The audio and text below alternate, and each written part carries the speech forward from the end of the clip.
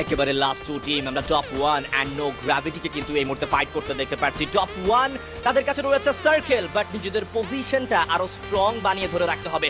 ওয়াল ইউএভির ব্যবহারটা আমরা দেখতে পাচ্ছি, অবশ্যই এটি যদি পারফেক্টলি ব্যবহার করা যায় তাহলে বিডি টপ 1 নিজেদের পজিশনটা আরো শক্তপোক্তভাবে ওপেন গ্রাউন্ডে ধরে রাখতে পারবে। টর্নেডো ধীরে ধীরে ক্লোজে যাচ্ছে, বিডি টপ 1 তারা রাউন্ড এন্ড রাউন্ড করে কিন্তু নিজেদের পজিশনটা পরিবর্তন করবে। সার্কেল ইনশিওর করতে পারলে যে কোনো টিম এখানে কিন্তু অ্যাডভান্টেজটা নিয়ে নিতে পারবে। ফারদিন এসেছে ক্লোজ রেঞ্জে, তার এইচপি হয়ে যাবে হাফ। শুভকে এই মুহূর্তে প্রেসার করা হচ্ছে ফারদিনের উপরে, প্রান্তর একটা পারফেক্ট শট, ফারদিনকে কিলে কনফার্ম করা হবে।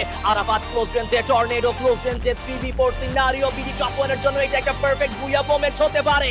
টর্নেডো এখনো পর্যন্ত চমৎকারভাবে কিন্তু এখানে প্লে করে যাচ্ছে। 6 কেও আমরা একেবারে ক্লোজ রেঞ্জে দেখবো। এন্ড আরাফাতের উপরে এবার শুভ এর অ্যাটাক, টর্নেডো নিয়েছে নক, কিল করবে কনফার্ম প্রান্ত মাহফুজ। দুটো নক, দুটো ফিনিশ এন্ড শেষ পেশ প্রান্তর হাত ধরে কিন্তু আরাফাতকেও করা হয়েছে ওয়াইপ আউট। এন্ড দা বুয়া from the side of Bangladesh top 1 আজকের দিনের তৃতীয় ম্যাচে একটা ফ্যান্টাস্টিক বুয়া ক্লেম করেছে এই দল।